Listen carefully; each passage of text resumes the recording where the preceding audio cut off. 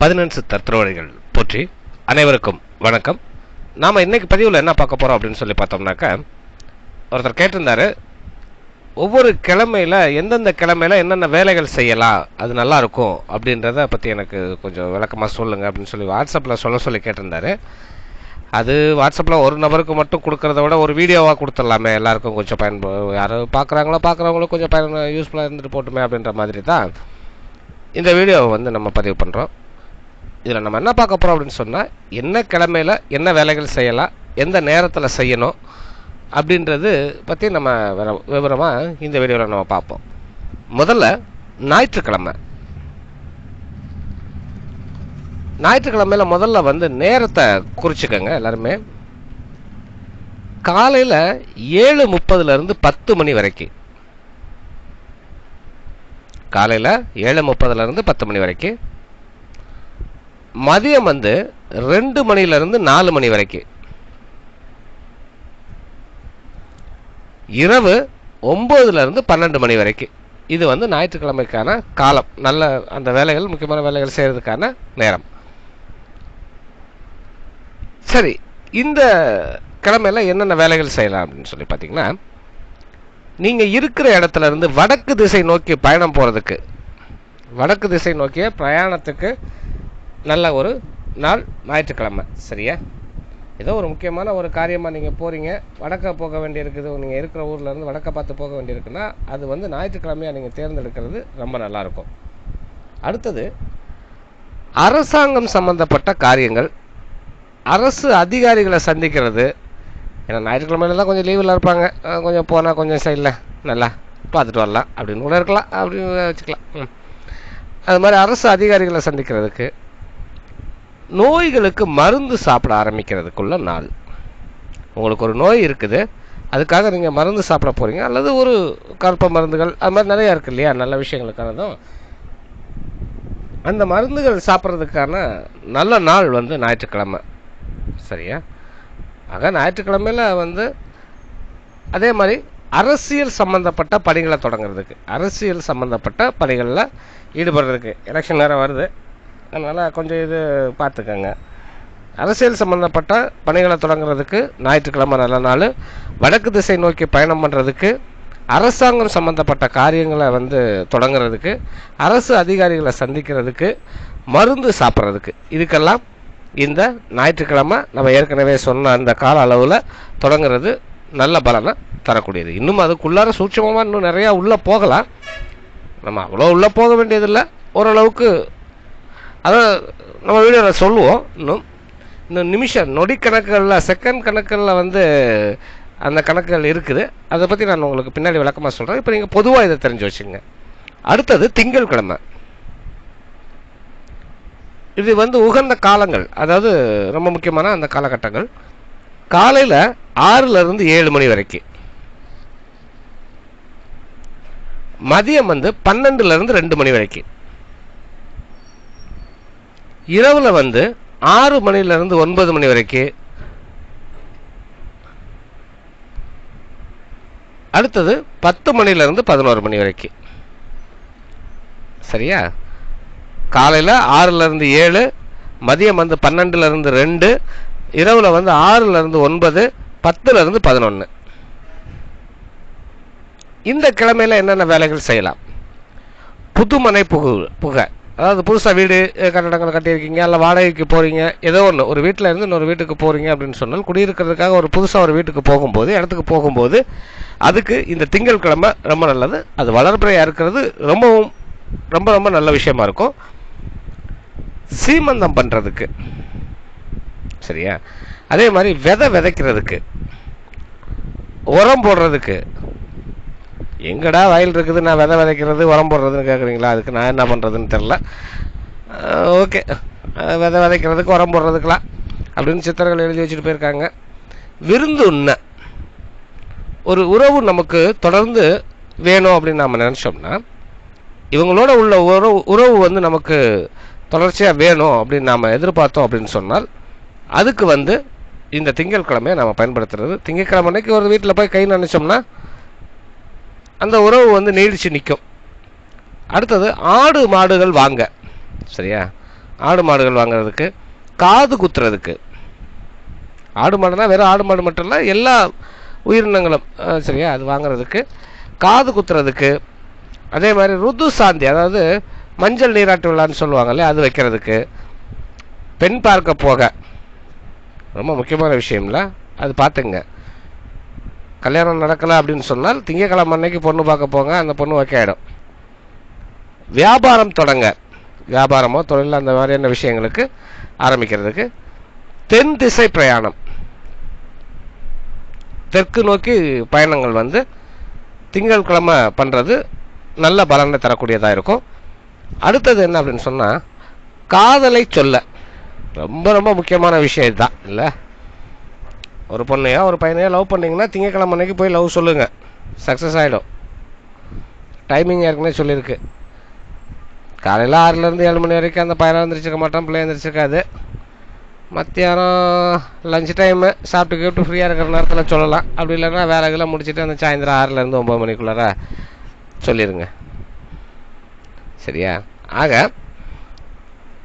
திங்கட்கிழமை அன்னைக்கு செய்யக்கூடிய விஷயங்கள் வந்து புதுமனை புகுறதுக்கு, ஸ்ரீமந்தம் பண்ணுறதுக்கு, விதை விதைக்கிறதுக்கு, உரம் போடுறதுக்கு, விருந்துண்ண, ஆடு மாடு வாங்குறதுக்கு, காது குத்துறதுக்கு, ருது சாந்தி செய்ய, பெண் பார்க்க, வியாபாரம் தொடங்க, தென் திசை நோக்கிய பயணத்துக்கு, காதலை சொல்ல. இதெல்லாம் வந்து திங்கட்கிழமை, அதுக்குள்ள காலம் ஏற்கனவே சொல்லியாச்சு. இதெல்லாம் திங்கட்கிழமையில் செய்யக்கூடிய வேலைகள். அடுத்தது செவ்வாய்க்கிழமை காலையில் 10:30லேருந்து 11 மணி வரைக்கும், மதியம் வந்து 12லேருந்து 1 மணி வரைக்கும், அடுத்தது 2:30லேருந்து 6 மணி வரைக்கும், அப்புறம் இரவுல 7 மணிலேருந்து 8 மணி வரைக்கும், அடுத்தது 10 மணிலேருந்து 12 மணி வரைக்கும். காலையில் 10:30லேருந்து 11, மதியம் 12லேருந்து 1, 2:30லேருந்து 6, அடுத்தது இரவு 7லேருந்து 8, 10லேருந்து 12. இதெல்லாம் வந்து செவ்வாய்க்கிழமைகளில் நம்ம சொல்லக்கூடிய வேலைகள் செய்கிறதுக்கு நல்ல நாள். இந்த செவ்வாய்க்கிழமையில் என்னென்ன வேலைகள் செய்யலாம்னு சொல்லி பார்த்தோம்னா, கிழக்கு திசை நோக்கிய பயணம். கிழக்கு திசை, நீங்கள் இருக்கிற இடத்துல இருந்து கிழக்கு திசை நோக்கி ஏதாச்சும் பயணம் போகிற மாதிரி இருந்துச்சுன்னா செவ்வாய்க்கிழமையை தேர்ந்தெடுத்து அந்த பயணத்தை வைங்க. கடன் தீர்க்க, யாருக்கிட்டையாச்சும் கடன் வாங்கியிருந்தீங்கன்னா செவ்வாய்க்கிழமை அந்த மேலே சொல்லியிருக்கக்கூடிய இந்த காலகட்டத்தில் அந்த கடனில் ஒரு பகுதியை கொஞ்சம் கொடுத்தீங்க அப்படின்னு சொன்னால் அந்த கடன் வந்து சீக்கிரமாக தீர்றதுக்கான வழி உங்களுக்கு கிடைக்கும். உரமிட, வயலுக்கு உரம் போடுறதுக்கு, சூளைக்கு நெருப்பு வைக்கிறதுக்கு, செங்கல் சூளை இதெல்லாம் வந்து வச்சுருப்பாங்க. இந்த செங்கல் சூளை அப்படின்ற மாதிரியான இதுக்கு என்னென்னா, இப்போ சில மருந்துகள் செய்ய புதுசாக நீங்கள் இப்போ தான் புதுசாக ஆரம்பிக்கிறீங்க, மருந்து செய்கிறீங்க, ஒரு புடம் போடணும் அல்லது ஒரு மருந்து எரிக்கணும், அந்த மாதிரியான விஷயங்களுக்கு, அல்லது புதுசாக ஒரு அடுப்பு வாங்குறீங்க அதை பற்ற வைக்கிறதுக்கு, இந்த மாதிரியான விஷயம் அக்னி சம்மந்தப்பட்ட, அதாவது இதெல்லாம் என்னென்னா அக்னி சம்மந்தப்பட்ட வேலைகளை ஆரம்பிக்கிறதுக்கு செவ்வாய்க்கிழமை நல்ல நாளாக இருக்கும். அடுத்தது புதன்கிழமை.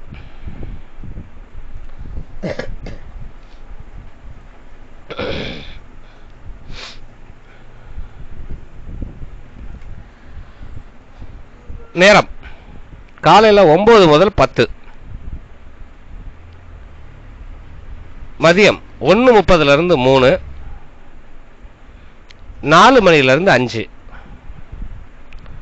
இரவு 7 மணி முதல் 10 மணி வரைக்கும், அடுத்தது 11 முதல் 12 வரைக்கும்.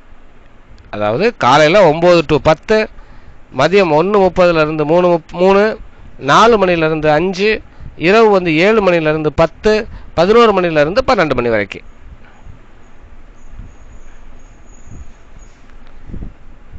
இந்த புதன்கிழமையில் என்னென்ன வேலைகள் செய்யலாம்? மேற்கு நோக்கிய பிரயாணங்கள் செய்கிறதுக்கு நல்ல நாள். மேற்க பார்த்து ஏதாச்சும் போக வேண்டியிருக்கு, ஒரு காரியமாக நீங்கள் போக வேண்டியிருக்கு, அல்லது ஒரு வேலை விஷயமாக நீங்கள் போகிறீங்க, அந்த நல்லதோ கெட்டதோ இந்த விஷயத்துக்காக நீங்கள் இப்போ வந்து ஒரு பயணத்தை தொடங்குறீங்கன்னா மேற்க பார்த்து, அது வந்து புதன்கிழமை அன்னைக்கு செய்கிறது நல்லது. அடுத்தது ஆராய்ச்சி. நிறைய ஆராய்ச்சிகள் இருக்கு இல்லையா, அந்த ஆராய்ச்சிகளில் ஏதாச்சும் ஒரு ஆராய்ச்சிகள், இப்போ நம்ம சித்த மருத்துவம், வாத வைத்திய வேலைகள், மணிமந்திர ஔஷதங்கள், இந்த மாதிரியான வேலைகள், அந்த ஆராய்ச்சி சம்மந்தப்பட்ட விஷயங்கள். அதே மாதிரி எழுத்து வேலைகள், ஏதாச்சும் ஒரு நோட்டு, ஒரு புதுசாக ஒரு கணக்கு நோட்டு வாங்குறீங்க, வரவு செலவு கணக்கு எழுத போகிறீங்கன்னா புதன்கிழமை அன்னைக்கு இந்த குறிப்பிட்ட காலத்தில் பொதுவாக காலை நேரத்தை ரொம்ப பயன்படுத்துங்க அதிகமாக.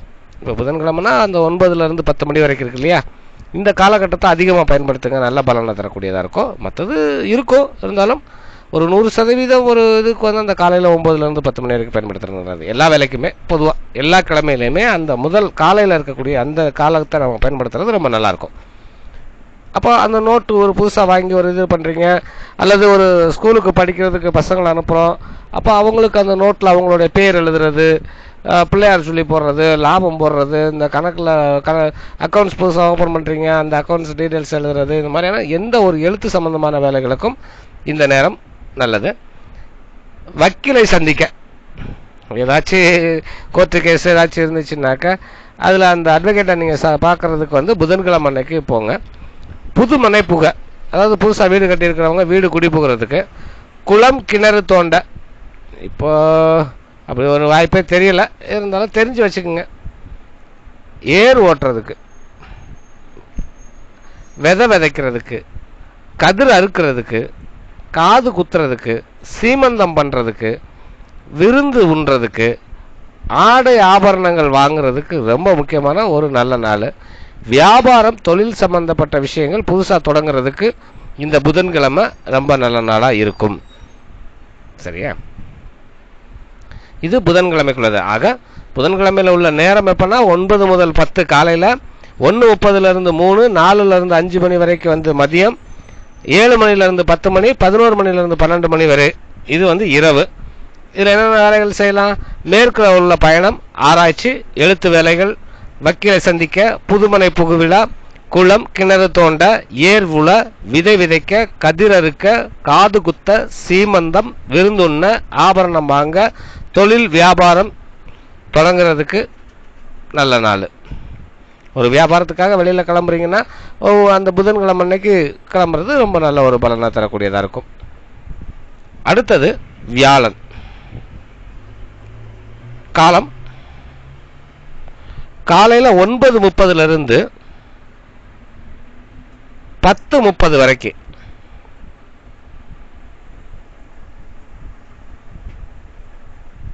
மதியம் 1லேருந்து 1:30 வரைக்கும்,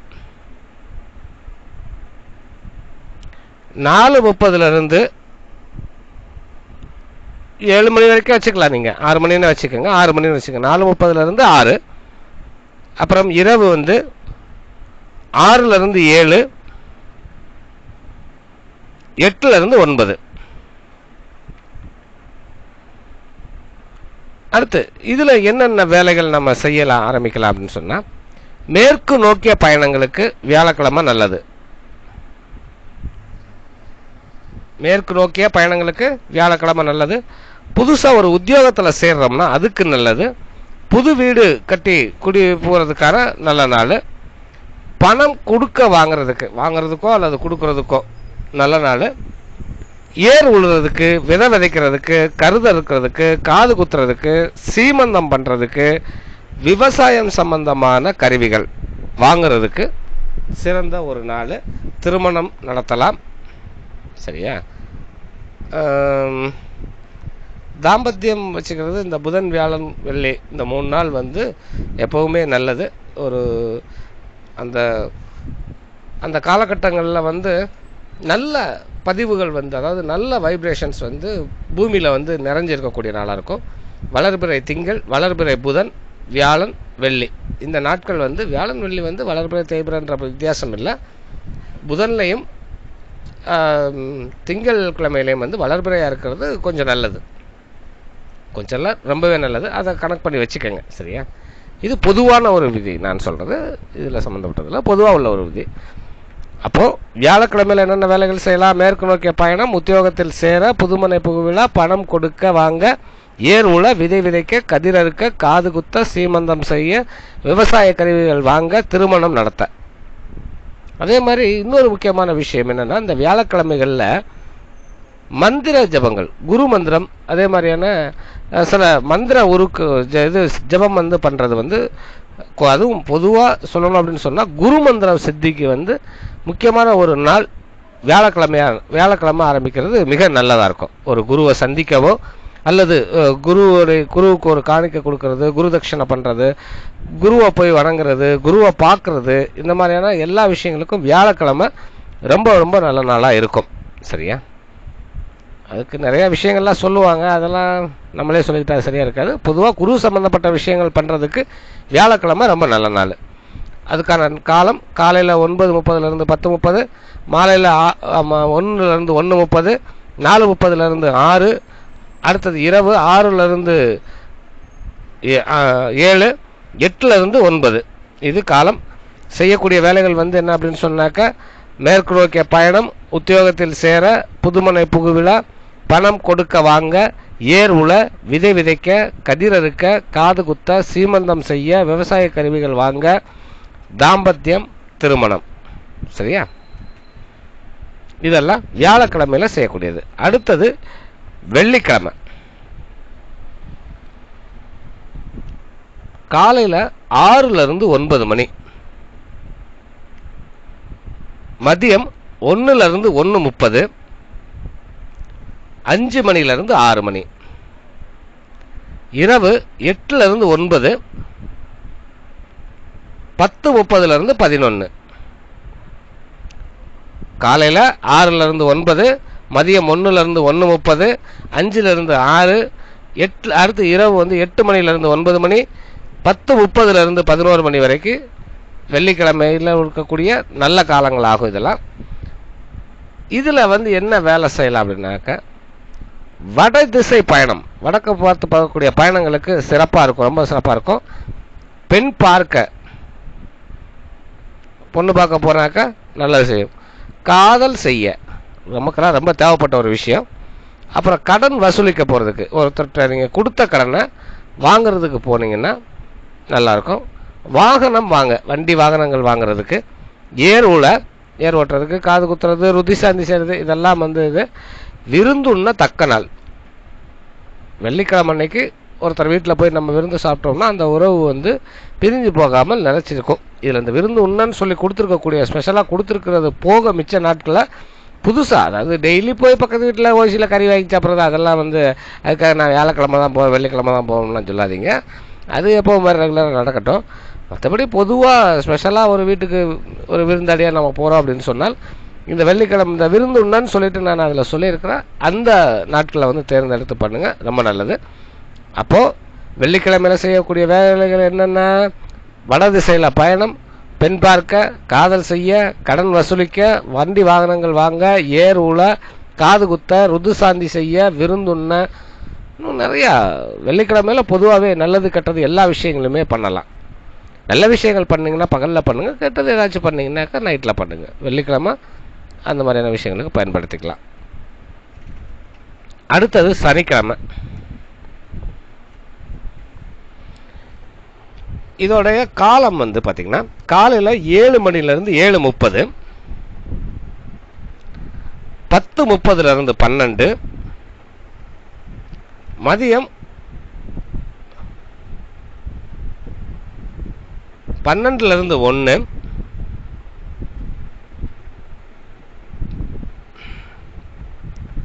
5 7,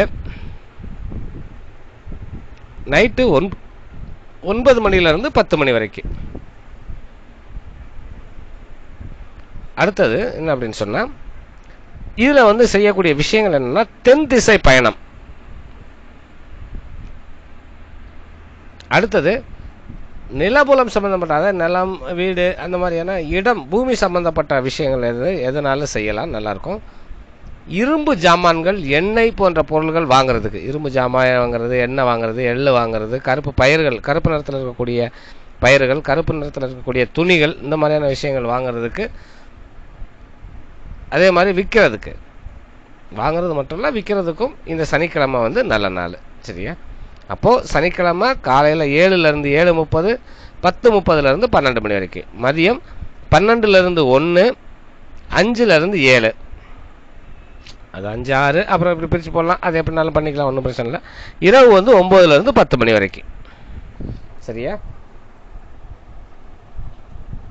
இப்போ 7 நாள் முடிஞ்சிருச்சு, 7 நாள் தான் இருக்குது, அதனால் 7 நாள் முடிச்சாச்சு. இந்த சொல்லியிருக்கிற விஷயங்களை கொஞ்சம் கவனமாக ஒரு பேப்பரில் எழுதி வீட்டில் எப்போவும் உங்கள் கண்ணுக்கு படக்கூடிய ஒரு இடத்துல ஒட்டி வச்சுக்கோங்க. ஒரு லேமினேஷன் மாதிரி ஒரு பிளாஸ்டிக் கவரில் வச்சு சுவரில் ஒட்டி வச்சுக்கோங்க. அப்போ உங்களுக்கு பார்க்கும்போது அது கொஞ்சம் ஈஸியாக இருக்கும். ஒரு சின்ன டேப்லேஷன் மாதிரி டேப்லெட் காலம் மாதிரி போட்டு அதில் வந்து இந்த டீட்டெயில்ஸை எழுதி வச்சுக்கோங்க. சிம்பிளாக உங்களுக்கு புரிகிற மாதிரி எழுதி வச்சுக்கோங்க. இதை வந்து நீங்கள் பயன்படுத்திட்டு வாங்க, நல்ல ஒரு ரிசல்ட் கிடைக்கும். அடுத்து ஒரு முக்கியமான ஒரு கேள்வி ஒருத்தர் வாட்ஸ்அப்பில் கேட்டிருந்தார். அதை நான் அப்படியே படிச்சிடுறேன். ஐயா வணக்கம். இப்போ தேர்தல் நெருங்கி வந்து கொண்டு இருக்கிறது. அதாவது அவங்க என்ன சொல்ல வராங்கன்னா, எலெக்ஷன் வந்துட்டு இருக்குது, யாருக்கு ஓட்டு போடுறதுன்னு கேட்குறாங்க.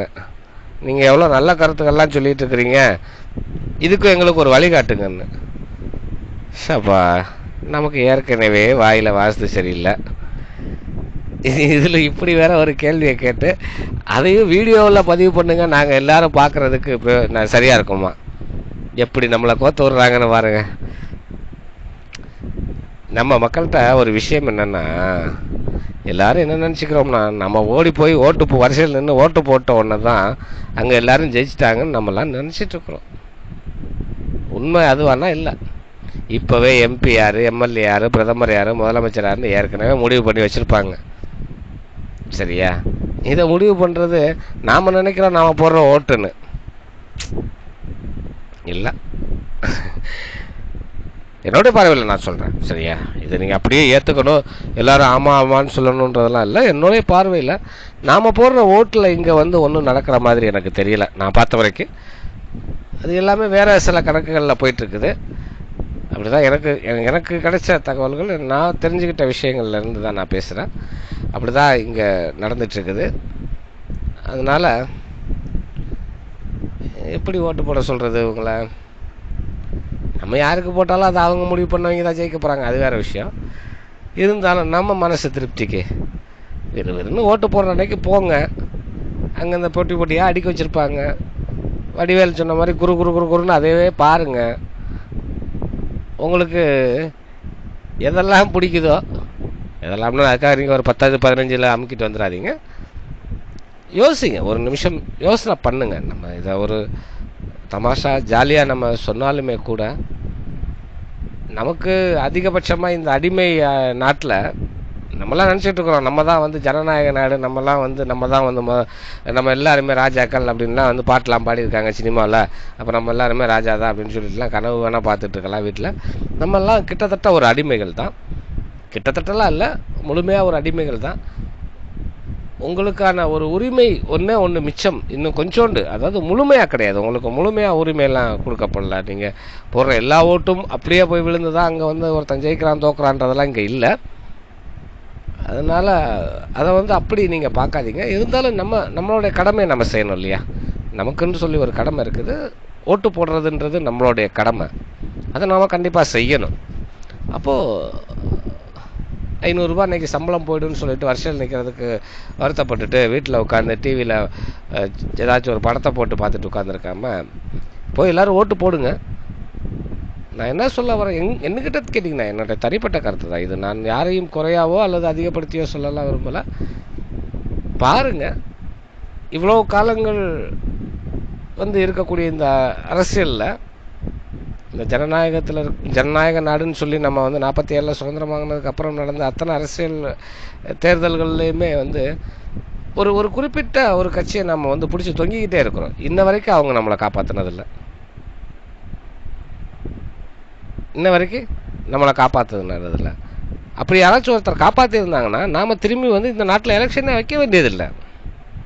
இப்போ நான் என்ன சொல்ல வரேன்னா, மக்களுக்கு நான் வந்து தேவையான விஷயத்தை எல்லாத்தையும், இப்போ நான் தான் ஒரு முதலமைச்சராகவோ அல்லது ஒரு பிரதமர்னு வச்சுக்கோமே, இந்த மக்களுக்கு நான் வேண்டியது எல்லாத்தையும் கரெக்டாக செஞ்சுட்டே இருந்தேன் அப்படின்னு சொன்னால், இங்கே மக்கள் எல்லோரும் சந்தோஷமாக நிம்மதியாக வாழ்கிறாங்கன்னு சொன்னால் எதுக்கு ஒரு தேர்தல்?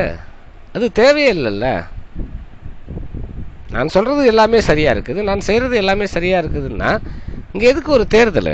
அதுக்கான அவசியமே இங்கே இல்லை. சரியா? அதெல்லாம் செய்ய மாட்டாங்க, அது அவங்களுக்கே தெரியும். அதனால தான் பாருங்கள், நீங்கள் நல்லா போய் உட்காந்து, இப்போ எல்லாம் வந்துடுவாங்க ஆட்டோ எடுத்துக்கிட்டு, கார் எடுத்துக்கிட்டு, இன்னும் எல்லாருமே அம்மாமாரே, தாய்மாரே, அண்ணன்மாரே. அதுக்கப்புறமா போனீங்கன்னாக்கா பின் கேட் வழியாக வாங்க மாறே அப்படிம்பாங்க. அதெல்லாம் வேறு விஷயம். சரியா? அப்போது இந்த எலெக்ஷன் வர்ற நேரத்தில் மட்டும்தான் நம்மெல்லாம் கடவுள் மாதிரி தெரியும். சாதாரண ஒரு ஓட்டு போடக்கூடிய இந்த நாட்டுடைய ஒரு பிரஜையாகத்தான் நான் சொல்கிறேன். இது ஒரு யாரையும் கஷ்டப்படுத்துறதுக்காகவோ இல்லை கிண்டல் பண்ணுறதுக்காகவோ இல்லை. இதில் இருக்கக்கூடிய ஒரு வேதனையான ஒரு விஷயம். அவர் கேட்டது சாதாரண ஒரு கேள்வியை அவர் கேட்டு போயிட்டாரு. இருந்தாலும் அதில் இருக்கக்கூடிய அந்த உள் அர்த்தங்கள், அந்த வேதனை இன்றைக்கி மக்கள் மத்தியில் வந்திருக்குதுன்றது ஒரு பெரிய சந்தோஷம். நம்மக்கிட்ட ஒரு மாற்றம் வந்திருக்குது. எது செய்யணும் அப்படின்றத விட எதை செய்யக்கூடாதுன்றதுல மக்கள் இன்னைக்கு யோசிக்க ஆரம்பிச்சிருக்கிறோம். ஏன்னா அடிச்சுக்கிட்டு இருக்கிறவன் அடிச்சுக்கிட்டே இருப்பான், வாங்கிட்டே இருப்பான்னு நினச்சான்னு வச்சுக்கோமே, நம்ம அடிப்போம், அடி வாங்குறவன் வாங்கிட்டே தான் இருப்பான்னு நினச்சிட்டான்னு வச்சுக்கோமே, அவன் முட்டாள். ஏன்னா 4 அடி வாங்கிட்டு 5ஆவது அடி வலுவாக விழுந்துருச்சுன்னா அவனோட உடம்பு நொந்து போச்சுன்னா அடுத்தது திருப்பி அடிக்கிற முயற்சி பண்ணுவான். அப்போ 2 அடி சேர்த்து வாங்கினாலும் எப்போவாச்சும் ஒருக்கா கீழே விழும்பு அடித்ததில் கீழே விழும்போது கீழே கைக்கு கிடைக்கக்கூடிய ஒரு கல் எடுத்து கூட அடிச்சிடுவான். ஸோ காயம் பெருசாக இருக்கும். அடி வாங்கினவன் திருப்பி அடிக்கும்போது அந்த காயம் பெருசாக இருக்கும். மக்கள் இப்போ காயத்தில் தான் இருக்கிறோம். நான் உங்களில் ஒரு ஆளாக இருந்து தான் நான் பேசிகிட்டு இருக்கிறேன். அதனால் நம்மளை எப்போவுமே முட்டாளன்னு நினச்சிட்டு இருக்கக்கூடிய அரசியல் கட்சிகள் நீங்கள் பார்த்துருப்பீங்க. இப்போ இந்த கூட்டணி, இவங்க பண்ண நாடகங்கள் இதெல்லாம் நம்ம பார்க்குறோம். ஆனால் அங்கே போன உடனே அந்த ஒரு ஒரு குறிப்பிட்ட சில கட்சிகளோட சின்னம்னு ஒன்று கொடுத்துருக்காங்கல்ல, அதை பார்த்த உடனே நம்ம கை ஆட்டோமேட்டிக்காக அங்கே போயிடுது. ஏன்னா நம்ம ரத்தத்துக்குள்ளாரே அதை ஊற வச்சுட்டாங்க. திரும்ப திரும்ப திரும்ப திரும்ப அந்த ஒரு 2-3 கட்சிகளே, ஒரு 4 கட்சி, மேலே 2 கட்சி கீழே 2 கட்சி, அதையே மறைச்சிட்டு சொல்லணும். மேலே காங்கிரஸ் பிஜேபி, கீழே திமுக அதிமுக, இதுதான் நமக்கு மனப்பாடமாக நிறுத்தி வச்சிருக்கிறாங்க. இங்கே கட்சி இல்லை முக்கியம். நாம் தேர்ந்தெடுக்கிறது ஒரு கட்சி இல்லை, நம்மளை ஆள்றவன் இல்லை. அப்படி தான் எல்லாரும் நினச்சிட்டு இருக்கிறாங்க. நம்மளை ஆள்றதுக்கு நம்ம தாழ்த்திடணும், நமக்கு வேலை செய்கிறதுக்கு ஒரு வேலைக்காரனை தேர்ந்தெடுக்கணும். அப்போ வேலைக்காரனை நமக்கு தகுந்த மாதிரி தான் தேர்ந்தெடுக்கணும். உங்களுக்கு புரியுற மாதிரி சொல்லணும், நம்ம கால் சைஸுக்கு தான் செருப்பு எடுக்கணும், செருப்பு சைஸுக்கு உங்கள் காலை வெட்டக்கூடாது. அப்போ உண்மையாக நமக்கு எவன் வேலை செய்வான்றதை பாருங்கள், உங்களுடைய மனசாட்சிப்படி. ஏன்னா இதுக்கு முன்னாடி இருந்தவங்க எவனாச்சும் வேலை செஞ்சுருந்தான்னா நீங்கள் இன்றைக்கி ஓட்டு பெட்டிக்கு முன்னாடி போய் வரிசையில் நின்று ஒரு நாளை வீணாக்க வேண்டிய அவசியம் இல்லை. அதை அவங்க செய்யலை. அப்போ நீங்கள் போய் நிற்க வேண்டிய கட்டாயம் இருக்குது. நிற்கிறோம். அப்படி நாம் நிற்கும்போது நாம் சிந்திக்க வேண்டியது ஒன்று தான். இவங்க எல்லாம் நம்மளை யார் யார் ஆண்டிருக்காங்க.